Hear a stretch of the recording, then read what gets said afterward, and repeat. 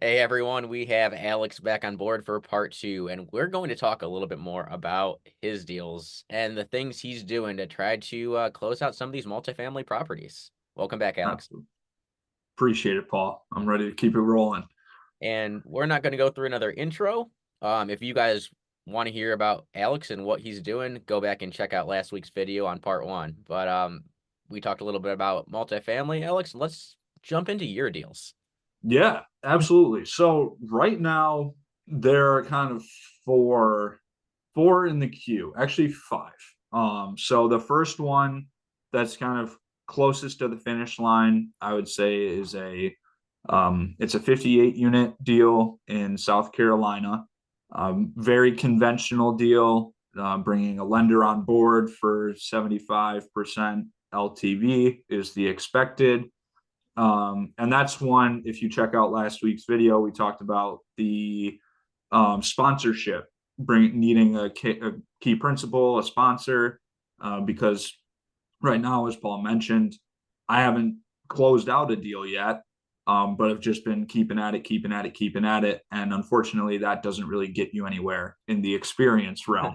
So, need a key principal. We have all of the other partners, all of the other experience. We just need somebody to be able to show, like, hey, I've got assets and I've operated this sort of thing before.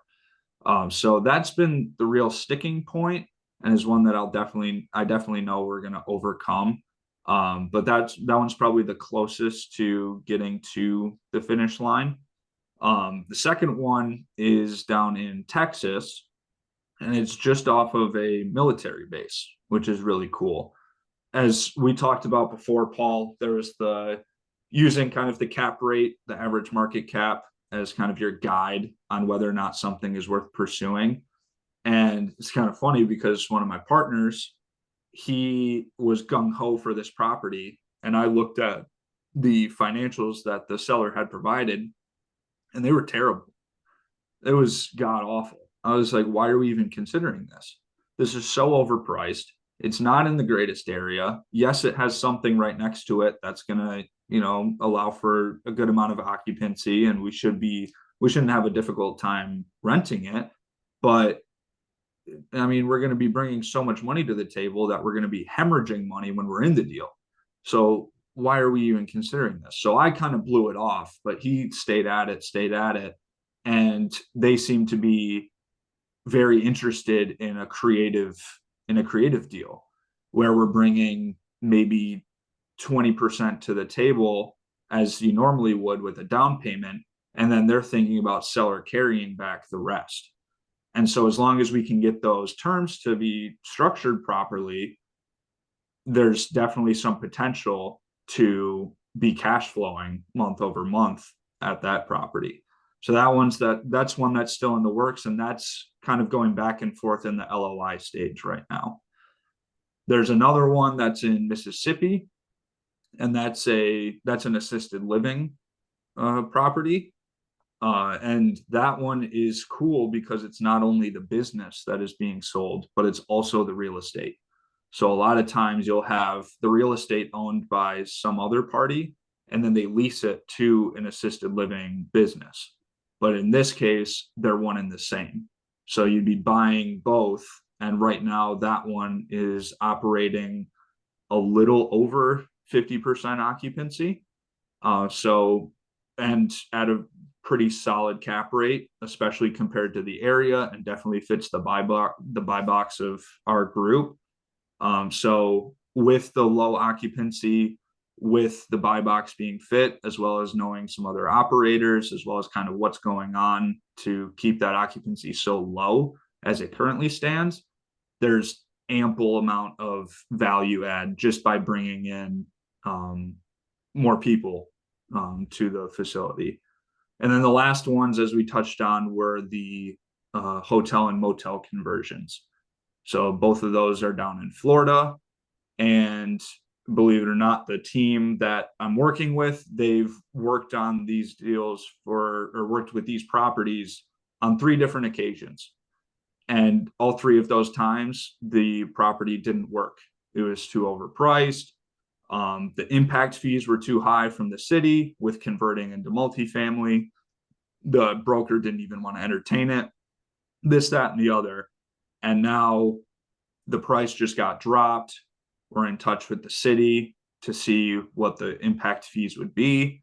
And so if all the numbers shake out, then those two are well within scope to begin the whole process. So multiple things going on, a couple different areas, and it's all exciting stuff.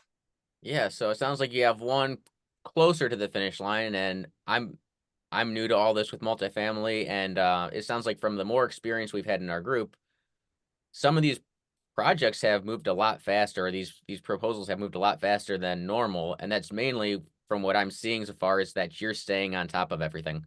So, Yeah, the communication is key. Whether it's you saying like, "Hey, this is what we're seeing. We don't really like what the seller's coming back with," or if it's, "Hey, we just need time to look at all of the information that was sent over. We just need to look at it. We need to get everybody on board." All of those things, just staying up to date and staying current with everyone that's involved in the transaction, that's really what has allowed for these deals to move forward. And in that South Carolina property in particular, that's one where I was able to get responses from the seller's broker within the same day. So if I were to send out an LOI, I wouldn't need to wait a week in order to see what revisions they wanted to have made. I would get that back maybe the same day or the following day. And then I would have time to review it with all the other partners who are involved. We then redraft it, send it back over. And so that was able to be done, get all of the general terms. All of that was able to be done in a month and a half or 2 months, which, if you ask anybody else who moves in that kind of space with a traditional style deal and is that size of unit, like 2 months is, you're usually just looking at the financial statements for that long. You're usually just trying to get in touch with them and not getting to a point where the general terms are accepted and you're starting to draft a purchase agreement. So, yeah, in that case, it moved incredibly fast. And now we're trying to slow it down to get all of the people on board, to get the lender on board, to then hopefully have the final part of going through due diligence and the total escrow time to hopefully have that be as quick as possible as well. gotcha. So what have been some of the biggest challenges that you've had? I know there's been times that you've been a little brain wrecked a little bit because there's just been some high stress moments. So touch on some of the things that you overcame that have been pretty hard.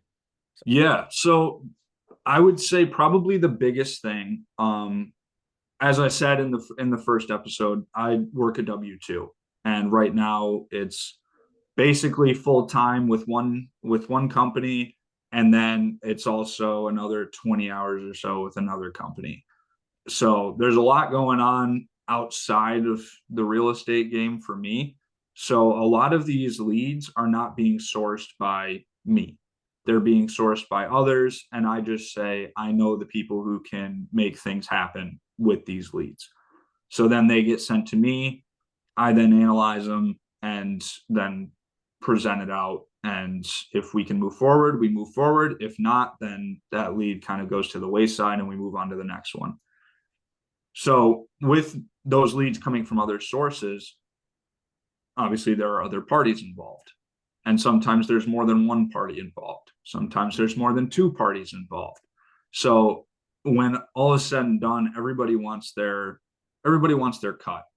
Everybody wants to get paid. They're not just trying to do this to be nice people a lot of the times. Like they're going to they expect something if a deal ends up closing. So one of the issues, as Paul is alluding to, um, has been those conversations surrounding the commissions or the equity splits if a deal were to go through. And that's great.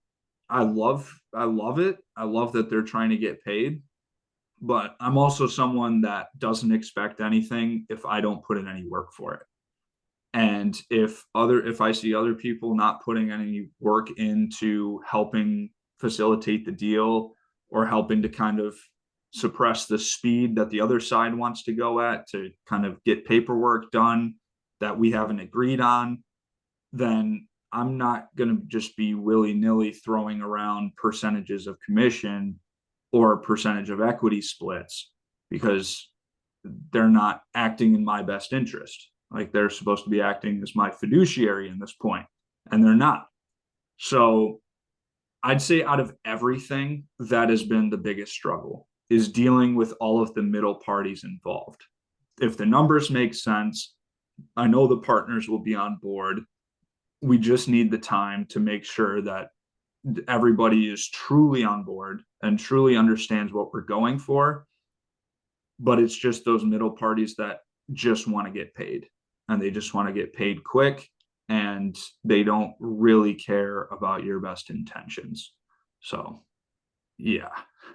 Yeah, I mean, a lot of people in our space have connected and sent deals to each other, and deals have closed that I've sent to other people that I didn't have anything, didn't have anything to do with. I'm not connecting them. I'm just saying, hey, here, this is somebody looking for something, and I'm not expecting anything of that. Yeah. And that's where I think you're struggling the biggest with some of these people is they've connected you. They're like, hey, I got this lead. How much Mm-hmm. time did they really put into that lead? Yeah. And then what have they done from when they gave you that lead to now? And it sounds like from here to here, there's been pretty much nothing. Mm-hmm. Oh, Yeah. There's a little bit of a write-up on kind of what the whole property yeah. is, the square footage, the number of units, where it's located. They do have a Google Drive of some pictures, financial statements or whatever. But to actually present it as a lead worth pursuing, as a deal, quote unquote, like, the differentiator between a lead and a deal is that a deal is worth pursuing. Like, you're going for it because it fits your buy box. And they just present it as a lead. They haven't done any of the work to say, like, hey, this is a deal. You have the people to do it. You should move on it. No, we had to do all of that ourselves. And yeah, so like you said, that latter stretch, which is now, it started here, it's now moving all the way over here. They just, the middle parties just haven't performed the way that I expected them to. And that's okay. I got to learn from it, learn that they're not all going to be there to help you in the way that you expect. And now that tough conversation is just going to be had at some point to say, hey, you're going to get this, and that's it. And tough. I'm sorry, but we expected more out of you. So what were some of the things in the conversation types to get those people to understand what's going on? So with one of the, so as I mentioned, there were more than two parties involved in this one. And one of the parties I had a lot of conversations with, and I would talk with them a lot about this deal, but they just didn't really do much for it. They would just say, yeah, like, keep going, you're doing great, like, just keep going, keep going, keep going. But they wouldn't really offer a whole lot towards getting the deal across the finish line. So at the end of the day, it was just a simple statement that said, hey, talked with some partners, and they said just a simple fee is going to be, what's good for this for you guys. And they said, yeah, no problem. So Okay. that really was, it was clean, dealt with one. And now the other sides are kind of acting as the brokers in the transaction, you could say. And with them, they've been demanding a little bit more. And that one is a little bit tougher because we're almost at contract signing, but we haven't signed any agreement with them. Right. So the conversation is going to be had at some point, probably better now than later. But at the same time, we don't have all of our ducks in a row to actually get into the last stages of this deal. So I think as soon as we line up and get everything ready to pursue the deal and into its closing stages, then we'll have that conversation to say, hey, we didn't sign anything. this is industry standard, this is what we're willing to pay. Because as of this moment, if we pay them what they want us to pay them, then it kills the deal and it's no longer within our buy box. So we're out. So do they want to kill the deal, or do they want to see the deal go through and get paid just a little bit? So there are still some conversations to be had, but I've learned a ton with communicating with them and just kind of keeping the focus on the deal and knowing that, hey, they probably should have had us sign something in the beginning.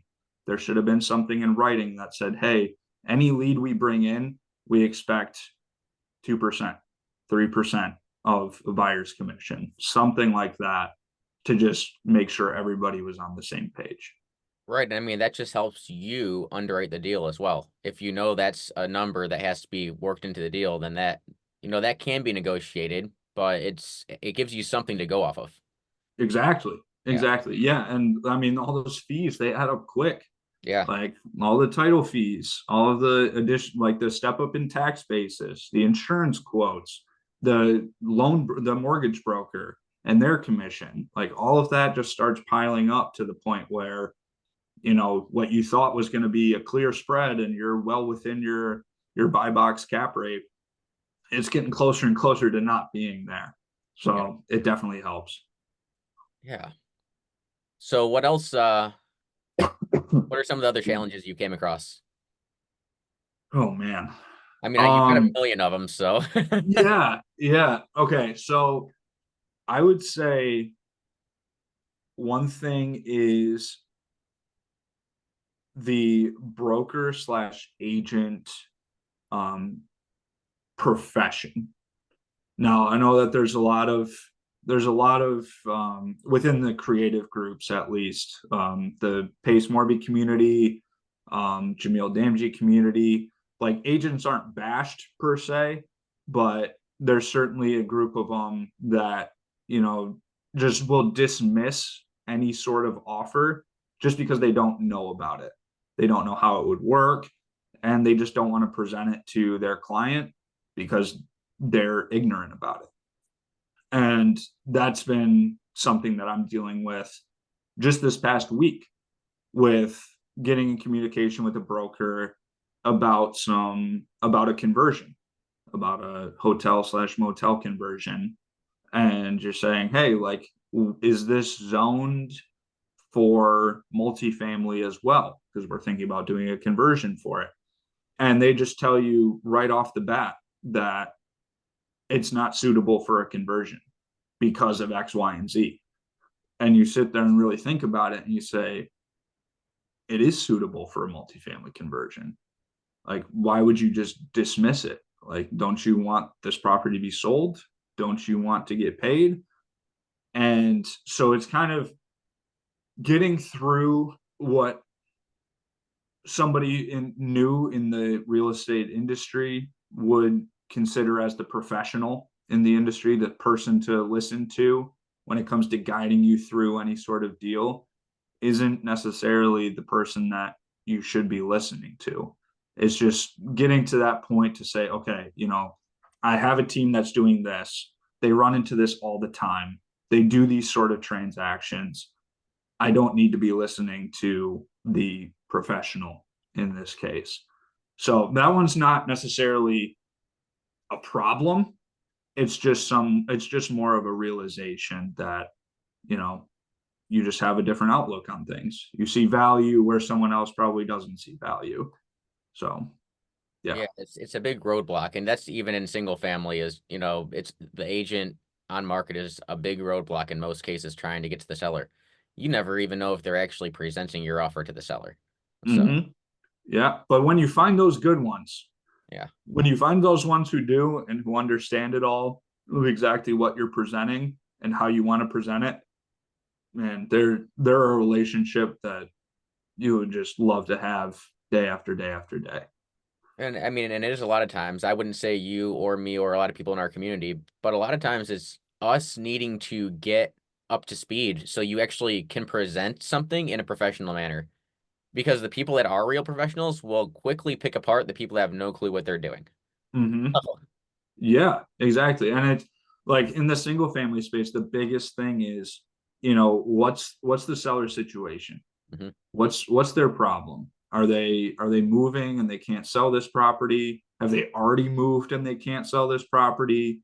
There's always something that we're always looking for to say, okay, I'm going to present it differently than I would have because now I know what they're going through.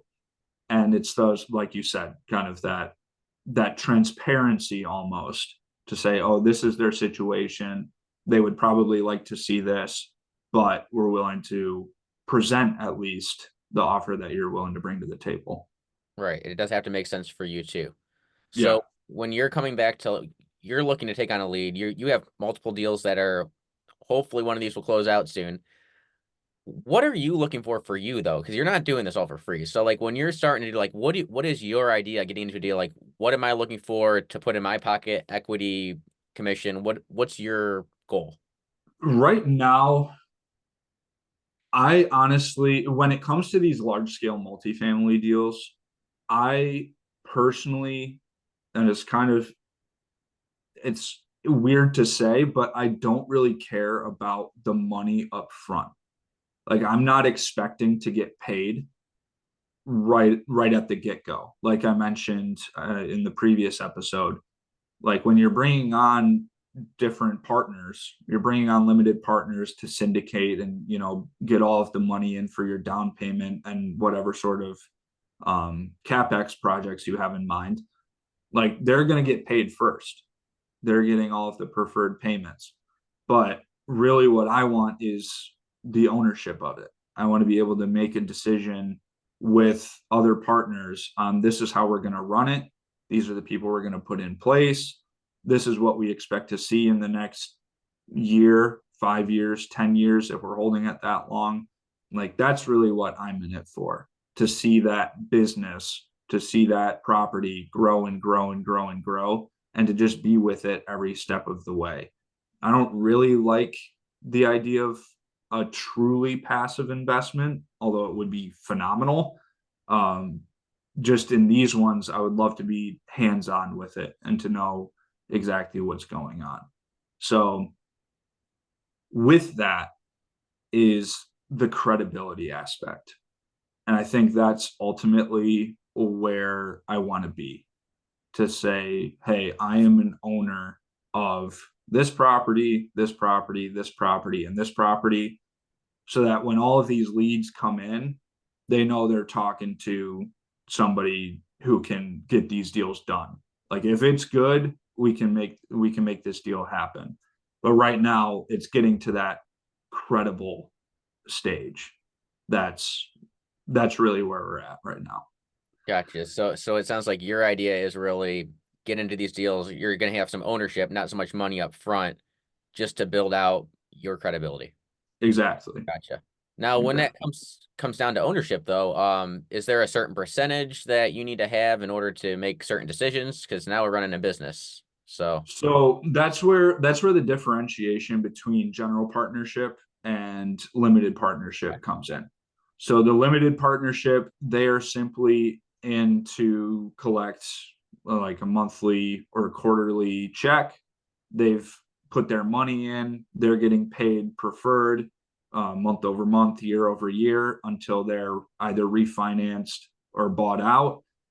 And then the general partnership are the ones who are kind of running the property, who are putting the management in place, who are implementing the rubs programs, which is the utility buybacks, um, implementing other cost savings or other income producing strategies like additional fees, um, laundry rooms, things of that nature, or discussing different lease agreements with various other like big names in the areas like hospitals or schools.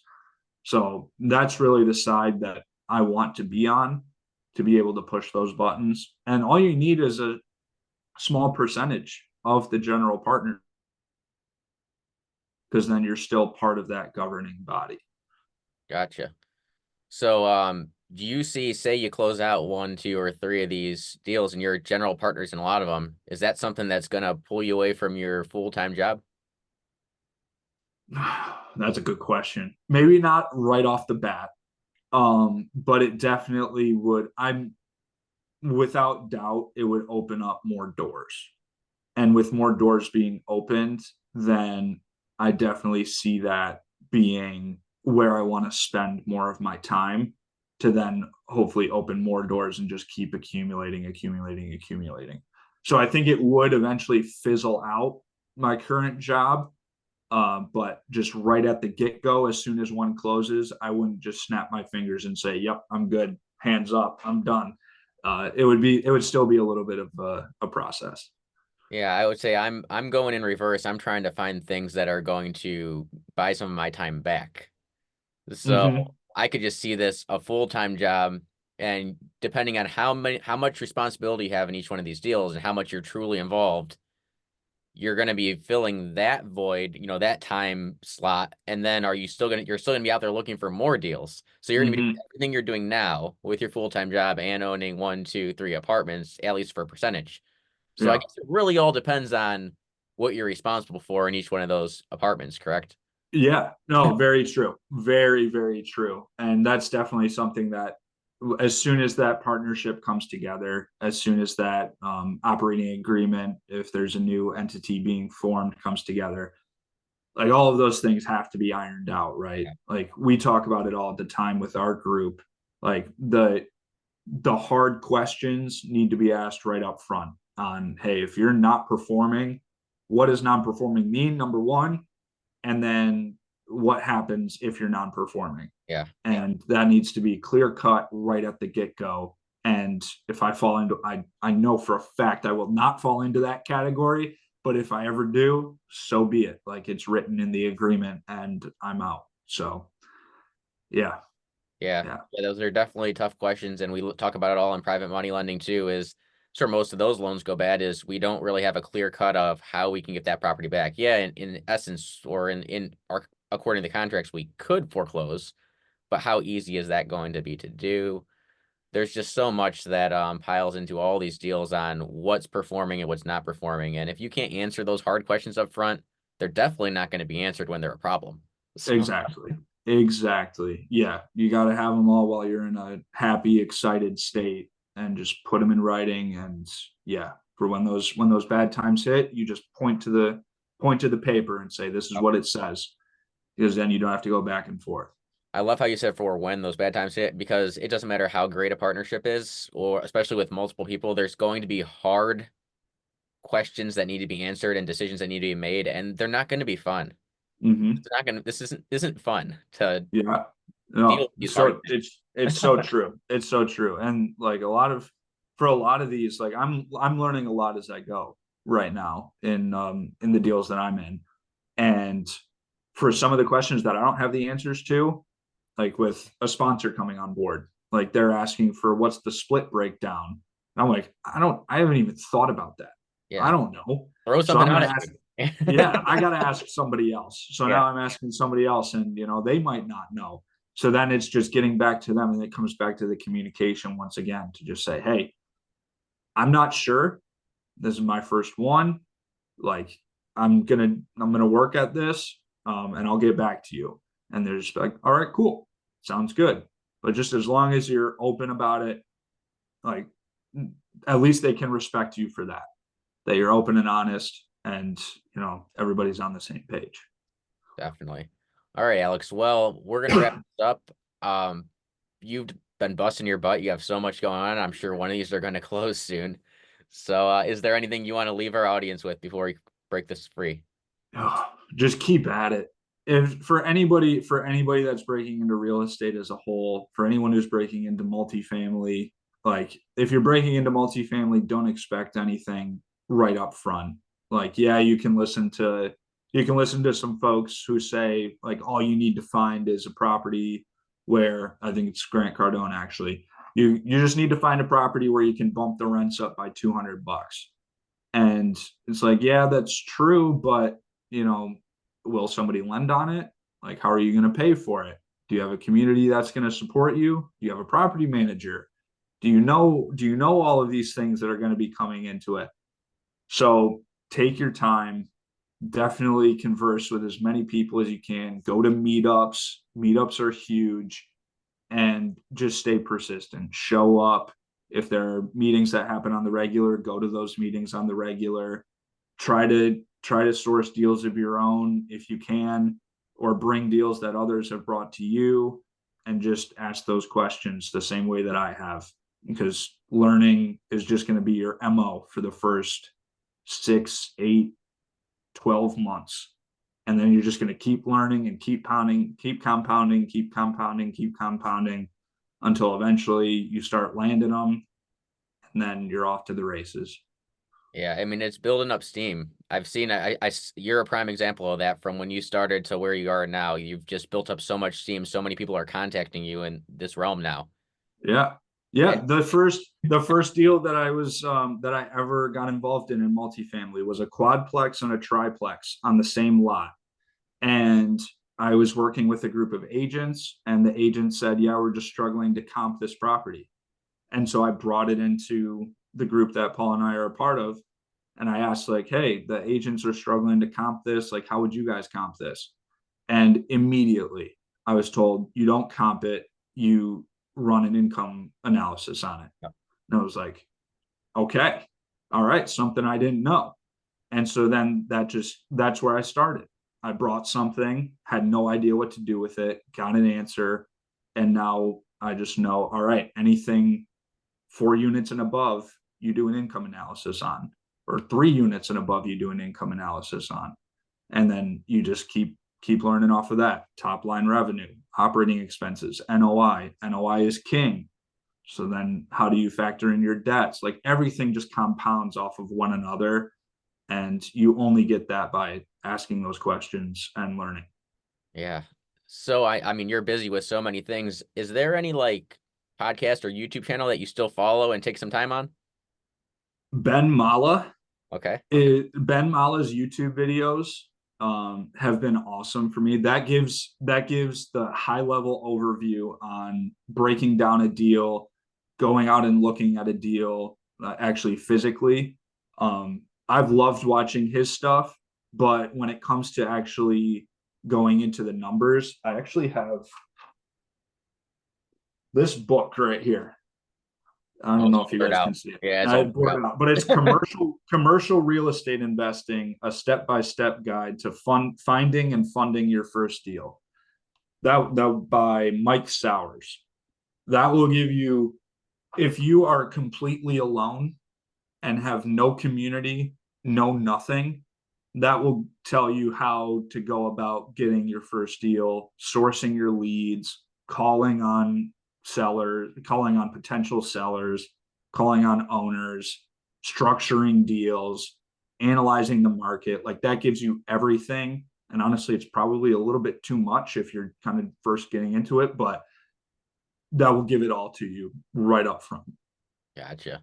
All right, Alex. So drop your number and email again, and I'll put it in the description of this video as well. Yeah, absolutely. So my number is 734-223-5612.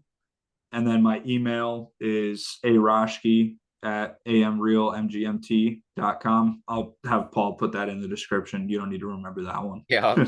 All right. Well, Alex, thanks a lot for coming back on. And yeah, you got a bright future ahead of yourself. You as well, Paul. You as well. Looking forward to talking with you soon.